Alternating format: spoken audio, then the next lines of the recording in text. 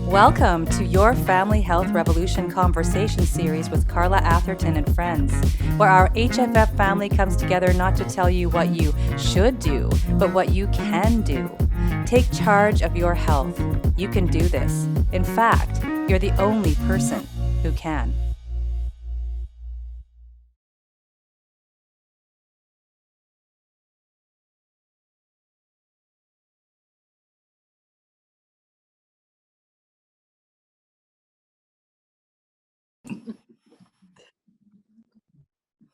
This is Carla Atherton, Director of the Healthy Family Formula and the host of the Children's Health Summit.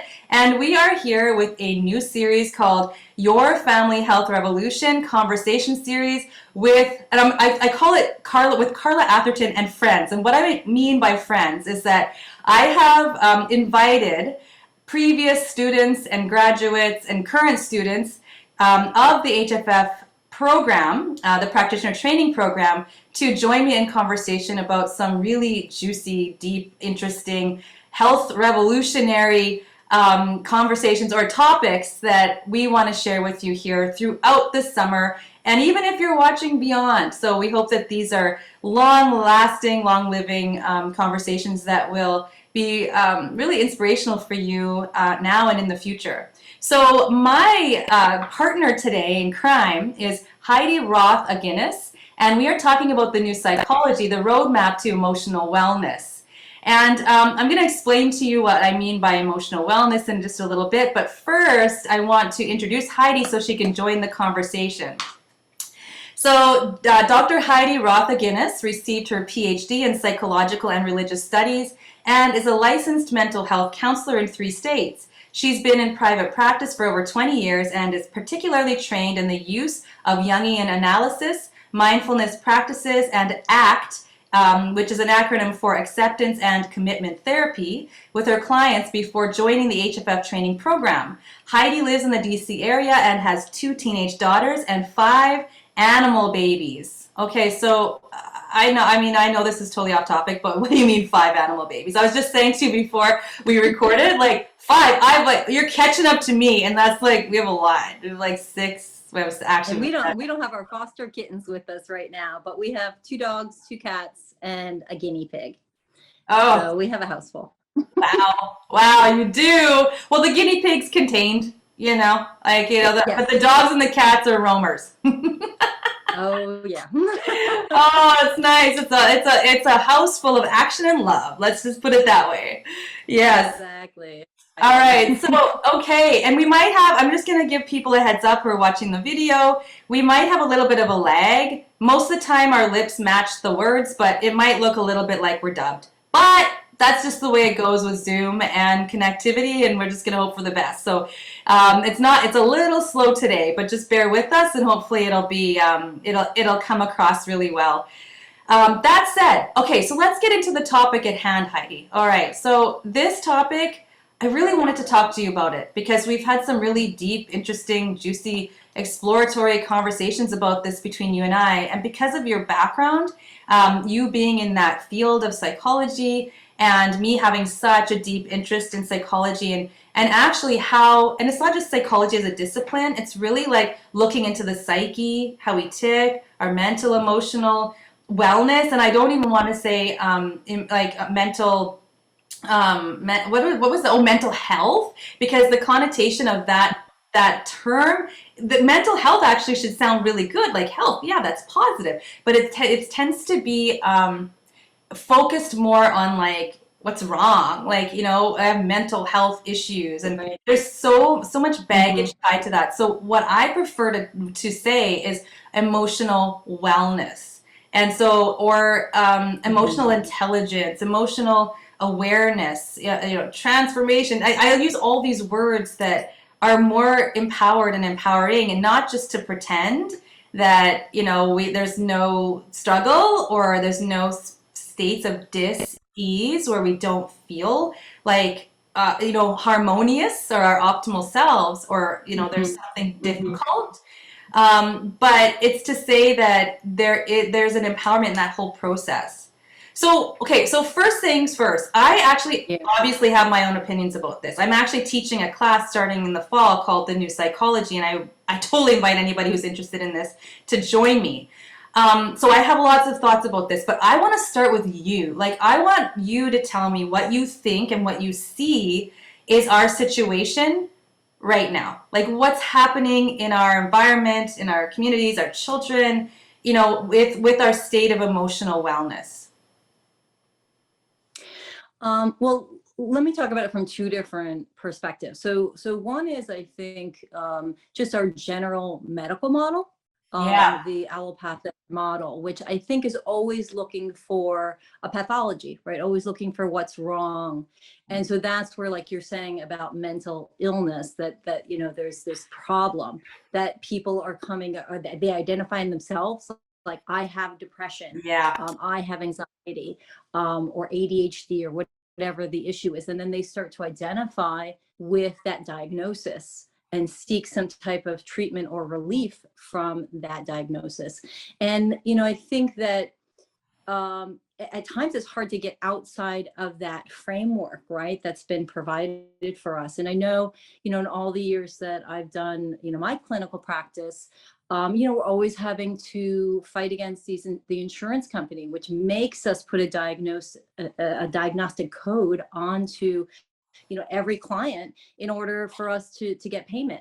So you start off the bat with having this diagnosis that then I think gets attached to a person, and they get Mhm. identified with it. So I think that's a real problem.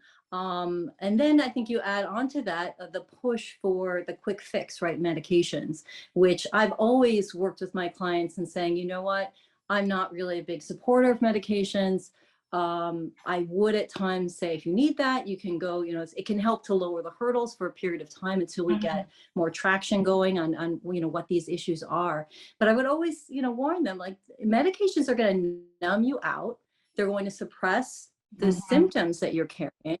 And in the end, it could actually interfere with the work that I would do with clients, because they were too numbed out, right? They weren't experiencing necessarily the full um, Mhm. range of what's going on to be able to dive into it. So um, I've always felt that way. And I think over the years, more recently, and especially in working through your program, working with you here, that I've become more radical about seeing the negative side of the use of medication, and the numbing out, and the suppressing of symptoms, and the looking for a quick fix instead of digging down into what the real issues are. I also I think that we can look at these things as, I think in our culture there's a detachment still of like what are mental issues and Mhm. emotional issues and what's going on with the rest of the body. So that's always been an interest of mine, is that this of mine, the mind body connection, and that those things are not separate. And I think even to a larger extent, it's not even that the mind and body influence each other, but that we can work on multiple levels to affect one and the other, and to not necessarily see mental issues or emotional issues as a separate thing, but often as a symptom and Mhm. as a part of everything else that's going on, that helps to reflect that there is a problem. So that dis-ease could be in the body. The dis-ease can be that's reflected emotionally, right? That we feel anxious, but it's something that's out of sync in our body, or something we're fighting in our body. But I think culturally, right? Culturally, there's a dis-ease. Like, and that's the other piece I wanted to touch on when you were Mhm. asking me, like, my perspective. I think today, especially when we look at, well, our society in general, but when we look at what teens are dealing with and what's being thrown at them, I think that there's a dis-ease in our culture. There's something wrong. It's lopsided. So the fact that most teens are experiencing sadness and feeling depressed and feeling anxious, well, that I think is a reflection of this dis-ease in our society, this problem that's going on of things being topsy-turvy, right? That something's not right. This is not working anymore. Mhm. And kids are being traumatized left and right, I think. So Mhm. in any case, that's kind of my my perspective on what I think is going on. So I'm totally in support of this idea of a new psychology, of kind of letting go of the old Yeah. paradigm Yeah. and moving forward. But you know, tell me a little bit about what you think of, you know, what is this old paradigm and that you feel like we need to move away from? Heidi, I think you did such an awesome job. I was so like, did you see me nodding the whole time? Like, I mean, we don't have to all agree about everything, and these conversations aren't always going to be like hype man. I'm your hype man. I'm just going to say you're saying what I want you to say, but literally, you're speaking my language because I come from a psychology background as well. I actually started my first degree in psychology, and I did 3 years. And I was like, this isn't what I want to do. I wanted to help people. I wanted to like, and I thought it was helping fixing, but now I've moved way beyond that to literally like be walking the path with someone, being there as a support person, being there to provide other information or options or insights or like ways of doing things. Like, it's like, you know, like when people introduce something like yoga to you, or they introduce something like meditation to you, then you're like, ooh, and then you take that and you run, you know? So that's where I see my role now as a support person. But when I was doing my studies, at first I thought I wanted to be a psychologist and sit with people and do talk therapy. And I'm like, wait a minute, that's like talk therapy is literally like, it's not, it's like this in like a world of stuff. And it can be highly ineffective if we don't do all the other things that you're mentioning, right? Like the cultural aspect and, you know, what's going on in the world today and you know, like all this stuff about medicalization and making this,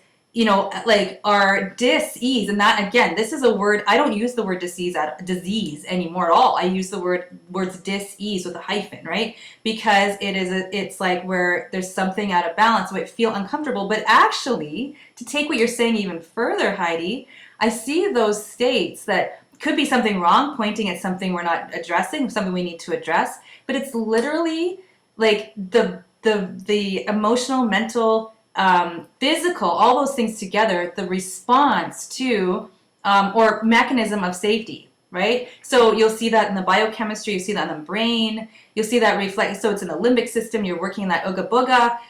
So you'll see people who are anxious, and that's because they're trying to work something out. It's actually not a pathology at all. It's actually the body is trying to survive, so it's anxious because you're not going to go fall asleep when a bear's chasing you, right? Like that's a bad idea because you're going to die. So we have all these mechanisms in place, and we see these states of dis-ease or discontent as being negative when they're actually it's actually us. Like it's brilliant. It's supposed to happen. It's programmed in. So what we do as supports is like, how do we calm that down? How do we address the things that are triggering those responses in the first place of anxiety that's like, you know, really built up energy that's not being expressed? And so how do we express that? How do we release it? How do we let the emotions go through? Or we could even talk in like terms of chakras even, or like energy and like, you know, but all the way through all those layers of what makes us us. So starting off there, right, in that clinical kind of like very limited view of psychology, and you are very blessed to study Jung, you know, very like, you know, because he's still like the bomb, like, you know what, like even, you know, even shifting over to, I'm glad conventional psychologists study him still, but it's sort of like not what is being practiced often, right? Because we still pathologize, we still diagnose, we still give prognoses, we still say you need to be on a medication for the rest of your life to function as a human being. And what we know about the body's brilliant, and it's doing it. Like, I want this point to be very well made. The body is doing this for a reason. It's not malfunctioning. Now, isn't that a shift in thinking? It's not malfunctioning. It might be uncomfortable. It might even be unbearable for some people, especially if they don't know what's happening. So if we can tell our kids and our loved ones and ourselves what's going on, and we can see that, we suffer less and we discover more, and then we end up stronger for it, because we're actually, like in depression, it's like going through a level of upgrade. It's an upgrade. It's literally where you're going, you could be even going into dorsal mode if we understand the polyvagal theory. And dorsal is literally like preparing for death. Like that's what a severe depression is, because it's like there's so much that I am facing that is dangerous for me. The only thing for me to do to survive is to either fight, flight, flee, freeze, or dorsal. Like literally, I'm getting ready, prepared for death. But if we understand the new psychology in that cycle, the death cycle, there's rebirth after it. It's not literally like where it's the end. There is no end. It's like it is. This has to die so that I can continue on with this new creation, my like a leveled up self, an evolved self. So I really want people to Exactly. see that there is this is not something we fix, it's something we support. It's not something wrong, it's something that is right, and that we have to understand that, and then we can help our loved ones through, ourselves, our children, right? But yeah, so it looks like I'm going to let you say something because I want you to be able to respond Well, to that. I was, as you're talking about that, I'm thinking of the metaphor of the phoenix. And Sure. even Jung actually talked about the phoenix, and that, so that death has to happen in order for there to be a rebirth. And I think that, like you're saying, to not see these things as issues that we need to get rid of as much as understand, Understand. and in some way embrace, Yep. right? Because to understand something and bring curiosity, I think Mhm. curiosity is really helpful in being able to kind of take that issue, whatever it is, a feeling that we're working with, and understand what it is. And when we can go through that, even as painful as it might be, like you're describing, that we can even go through like this depression or sadness and grief, Yeah. that then allows for that rebirth to happen. So I think it's all part of the process, but not to shy away from the process, but to move towards it. But move towards it in an empowering way that you are always describing. I think that that's really important to give people the tools that they can then figure out where do they need to look, Yeah. because I think that we don't always, I like Mark Hyman.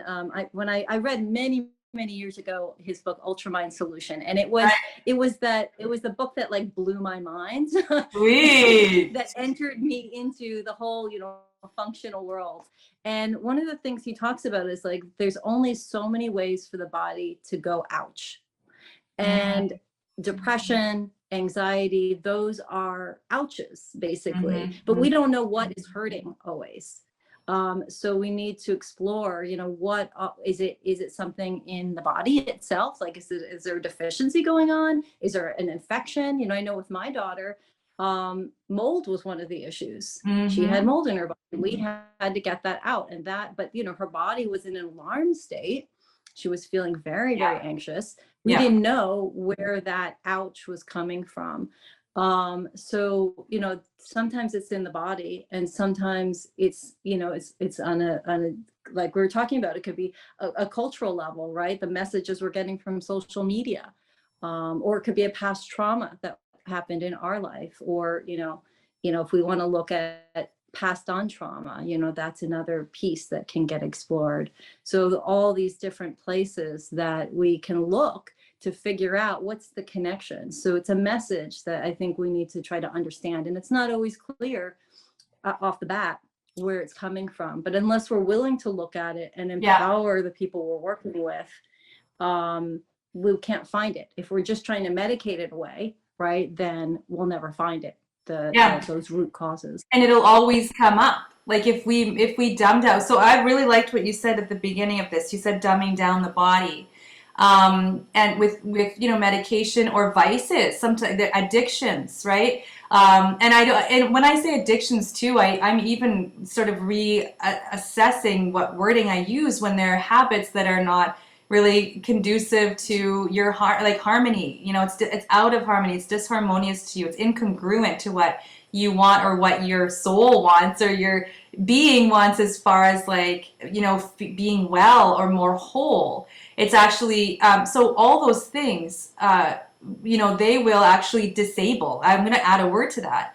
disable you from moving through those necessary processes. It's like fighting against your body. So I'm going to give you an example. Okay, this is a personal example. I've done a lot of writing about it this week. So if anybody follows me, you're going to see my podcast episode is called Empty Nest.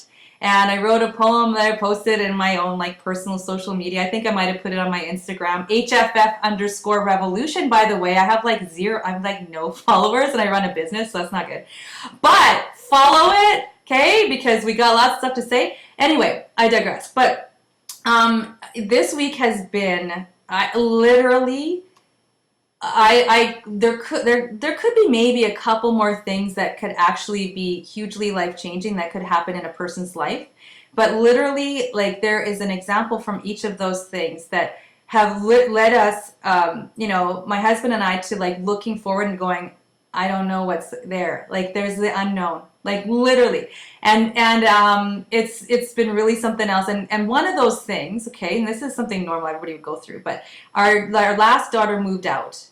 And, if I was to go into, like, experience what I was experiencing, it was a lot of crying, a lot of, but, like, I looked at this process, I grieved, I'm still grieving. They cried, they were just left, right, Heidi, just before we were recording, because they drove me back home, so I needed a ride today because I didn't have a car.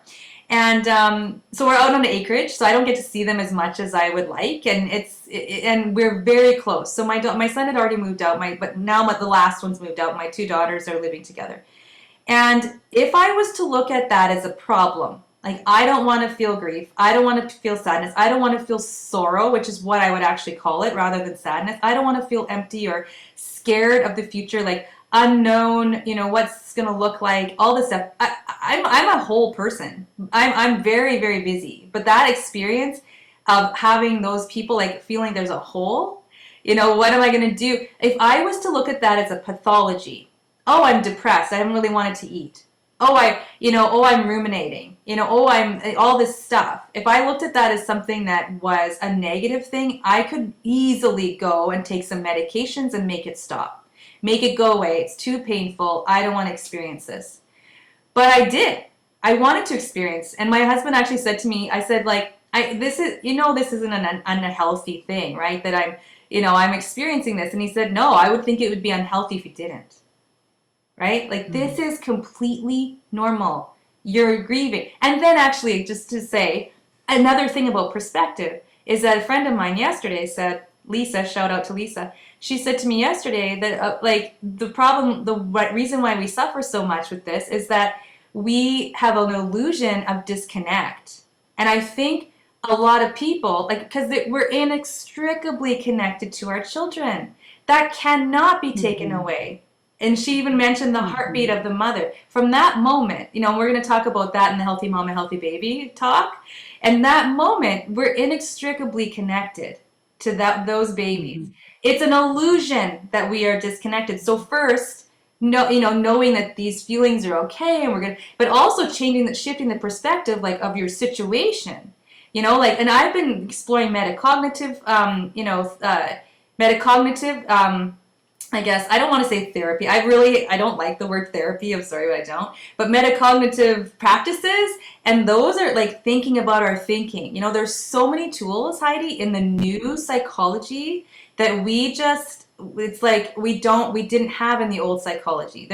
So I want to talk about those tools in just a sec, but that's my example about, like, how I could easily have dumbed that down and not experienced that. And with that experience, our relationships are deepened so much more. It's so rich. It's so intense. But it's not, I don't feel like I want it to go away. I'm like, whoa, I'm in the richness of this experience, because what else is there? Like, what? Of course, exactly. We're going to love like that and feel like that. And like, so what else is there? So sometimes those processes can be labeled, because when you say depression or anxiety, those are the two main ones, right? Or bipolar, when you're flipping back and forth, up and down, up and down. And so when we label that, we completely miss the nuances and the rainbow. It's like it's more like a spectrum. There's no this or that. I'm depressed or I'm not. I am grieving, I'm this, I'm blah, blah, blah, blah, blah, blah, and I'm all over in here and wherever I am. And it's not, there is no one diagnosis. There's no one cure pill, you know, and it's completely normal. Now, we could talk about Right. stuff that's like really severe, and I don't think this is the scope of our talk now, but we will talk about that in the new psychology. Like for the sake of like generally speaking, these are normal processes. And one more thing, I know I can see you want to jump in. I have so much, like we could talk all day, and I'm just gonna I promise I'm gonna shut up in just a second. But I just want to give it like, so when I see that, and I know this, right? And I see people who don't, and my heart just breaks for them because a friend of mine told me she wanted to make a consult or whatever so she could help a friend, and the friend's son had was experiencing some severe depression and suicidal thoughts, and the day before we met, he killed himself. So he committed suicide. Mm.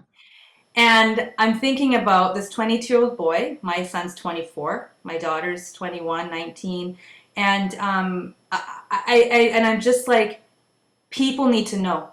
People need to know that first, what we think about, what can you get a diagnosis, you get like maybe pills, this is all we've got for you, let's talk about this, but there's no other real like tools to move them forward in the old model. Like, I mean, they're limited. I'm not saying nobody's ever been helped, but they're limited. And so if people need to know, if they know this, they're not damaged, they're not wrong, they have this, they're supported through this, maybe their diet, like, something like brain inflammation can do that. It can literally change your thoughts and feelings that seem so bad that there's no way out. So I'm very passionate about that. I'm going to let you hop in there, Heidi. Well, I'm very passionate about that too. And I mean, as you know, I've been struggling with issues with my own daughter and mental health Yeah. issues of, her own depression and her own anxiety that she'd been experiencing for some years. And the problem, I think, is that if we're dealing with just daily emotions that go up and down, and like you're saying, you have your daughter's moving out, and it's hard to let go, and there's all kinds of emotions of grief that can go with that, but it's not like to that degree that we're talking about, where other outside interventions may be needed. And once we enter into that system, it's very hard to control. And that's where I think you really see the old psychology, this old model, really tighten its grip on whoever's seeking that help. So I love people like Kelly Brogan, who's really trying as a psychiatrist to just step outside of that whole model and say, I'm done with it. And she's moved in completely different directions of Tell me about it. Right. Yeah. she's doing some very interesting things. I follow her, and she's on her pole dancing. Yeah. So she's really trying to free herself in her own sexuality and embrace herself as a woman, and really push those boundaries of what we define as okay, what we define as professional, that we can expand outside of these things to incorporate a lot of different aspects of who we are and be comfortable with things that, I think she's trying to push a lot of those shame boundaries. Yeah. But in any case, she, used to be someone who was, prescribing medications all day long. And now she's I've thrown away the prescription pad. Everything. That this is not part of her professional life anymore, because she's doing the opposite of helping people get off of these medications who do have very serious conditions where it's been debilitating for them for so many years, and they have really identified with these diagnoses and have been kind of trapped in a box in that. But I think that part of the empowerment is to help people to access their own inner wisdom, because I think a lot of that is I think it's in there for everybody, and that's part of that not broken part, right? That we're not broken. We all have that inner wisdom that then can help guide us to quicker processes, I think, of healing and integrating. So I think like you're talking about with talk therapy, I mean, as much as I've done that for many years, I did find some limitations to that. Some that is just not embracing the whole of who we are, right? My background is in psychology and religion. So the religious piece, that taking in the embracing the spiritual side, using mindfulness.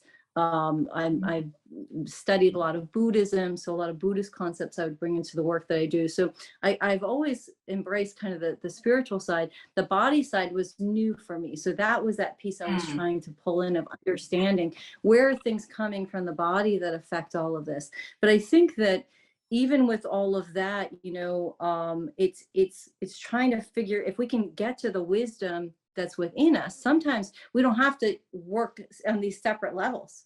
We can, it'll just kind of work through, because since these things are all connected, and I like to say maybe spirit, mind, body versus mind, body, spirit, because I think the spiritual aspects are that core, right? That's that foundational piece that can affect all of it, and then trickles into our mind and our body. But we can work in any level, right? We can come in at any point and kind of meet also people where they're at, of what do they resonate most with, or what's bothering them the most in some ways. Maybe that's the piece that we can enter in through. But I think we can work on all these levels. But I know you've been exploring the emotion code, right? Working on that. And I don't know if you want to say anything about that here and how that plays into this new understanding of psychology. Sure, I would love to. One thing though, I don't want to leave in the dust though, about something that you just said, was that I anticipate there are some people listening here going, well, this is like huge thing. My child has been diagnosed with Pandas. My child has, had like this depression, deep, like, okay, I'm not, and I've also had that happen. Like one of my children in particular had, a couple year challenge with depression. And very much so, like, it wasn't like just a light thing. It was a few years. And so I get it. And I know you just want to, we never went the medical route. We actually went the biomedical, which is like, and we used found out like, food sensitivities and all the whole functional diagnostic, it was in a way, it was medical, but not like, it was all natural things, like getting rid of things that would cause inflammation. It was lifestyle. It was, and all the soul searching too. So we did a lot of that. But that said, I understand, someone's concern for their child or their loved one, or seeing, I mean, there's a lot of stuff, a lot of addictions in my family as well. And so, but my extended family, not my smaller, not my nuclear family.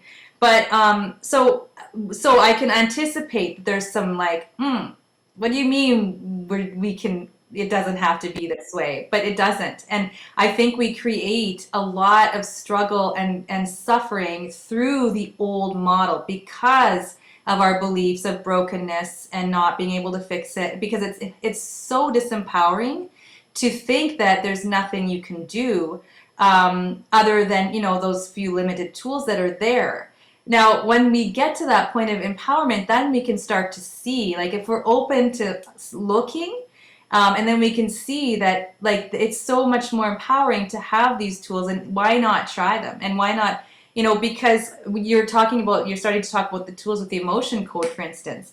Like, and that's what I wanted to get into too, is talk about some tools now at the end of, toward the end of our chat here. But those tools are actually to help us to cultivate what you called inner wisdom, or I call the peaceful warrior. It's not like about the war, and I actually want to get rid of that warrior, but the peaceful, like where there's no, there's no bodies on the field, but you can bring it when you need to actually become that kind of, not the violent warrior, but the powerful self that you are, And like, it's not a war, it's more so a harmonizing within yourself.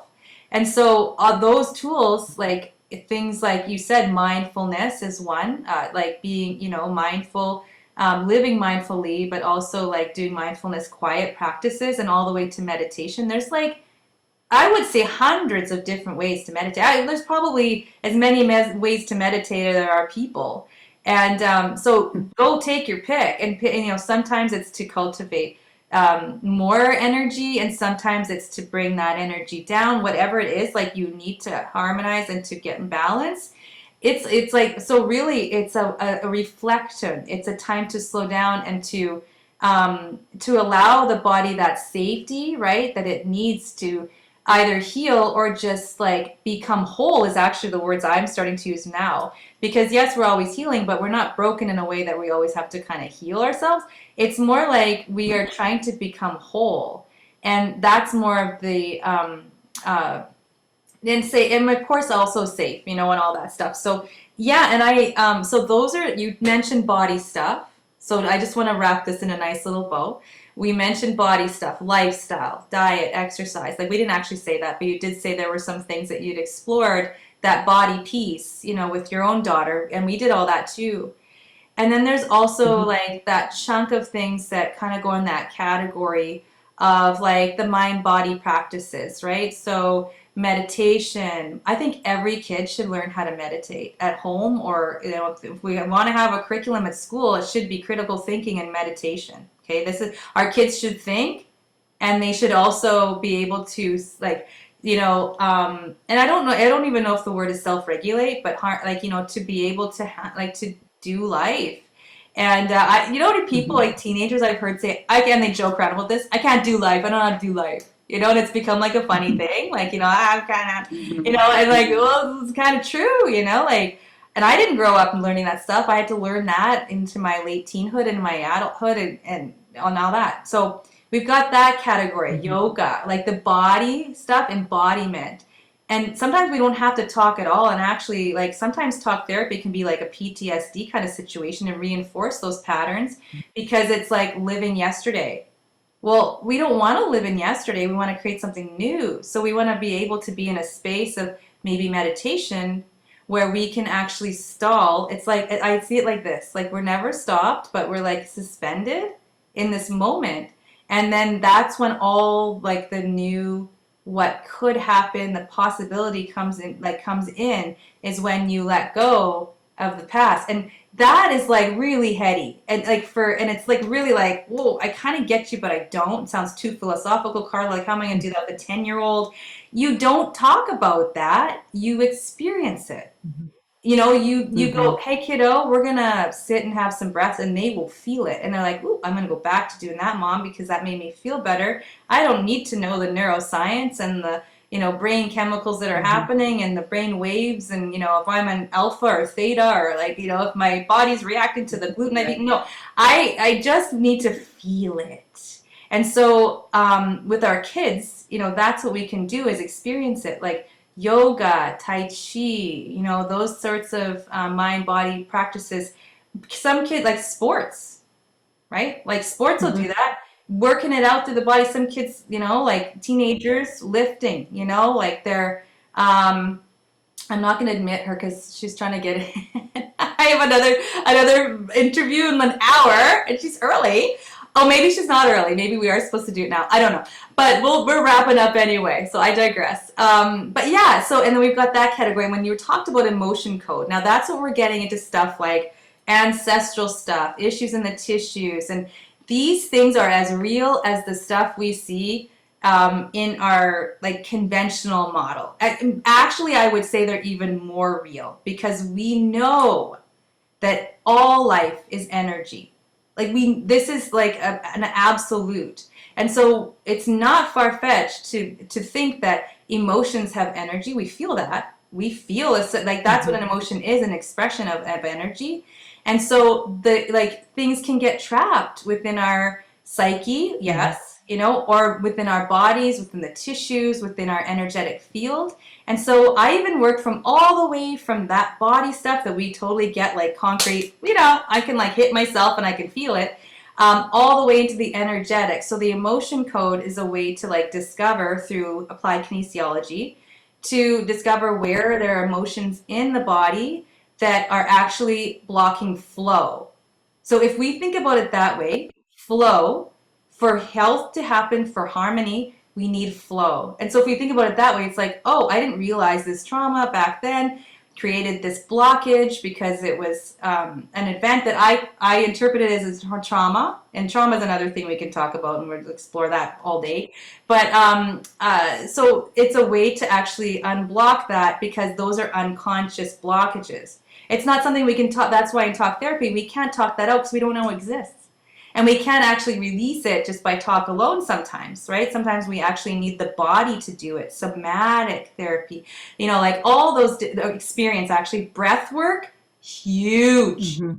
I just did I've been doing a lot of breath work, and man, if you want to talk about release or EFT, emotional freedom technique, things like, and there's one more I was going to mention, yeah, EFT, right? So tapping, I've actually seen some massive shifting in people when they do literally 3 minutes of EFT tapping, and went from a 12 to a 2 on rage.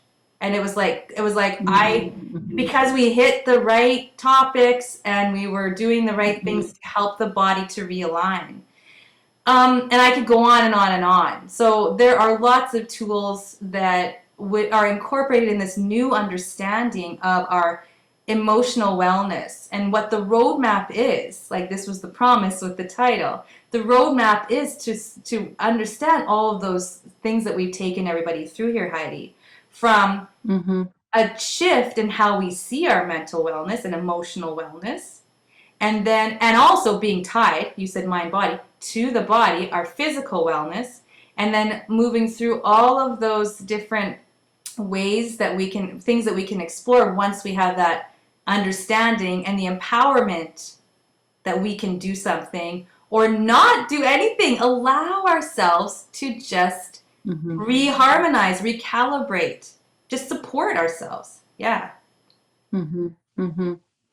Yeah. Oh, I think it's so exciting. I really do. And when you're talking about the energy and tapping into that is so critical, I think, because I think it allows for some of these shortcuts. Because I was thinking about this today in preparation for our talk of how energy works. And I imagined it's kind of like the thread or a web that connects all of these levels that we're talking about. And so I think maybe that's why it becomes so powerful. And like you're saying, we're able to access into things that we didn't even know that were in the unconscious, that were not, brought forth for us to be able to talk about yet. So to be able to access and release some of those things can cut months, years off of people's therapy. Literally, someone could know, and this is the truth. And even things like, well, we won't get into that right now, but like, actually, I'm not even mentioning it, but so that's like, if you look at breath work, right? This is the truth. You can have like huge shifts of like, could take you a lifetime, never actually move past these things that you didn't even know were affecting you, by the way. It's like, oh, I'm just a spaz. I'm just that kind of person. Oh, I just can't handle this.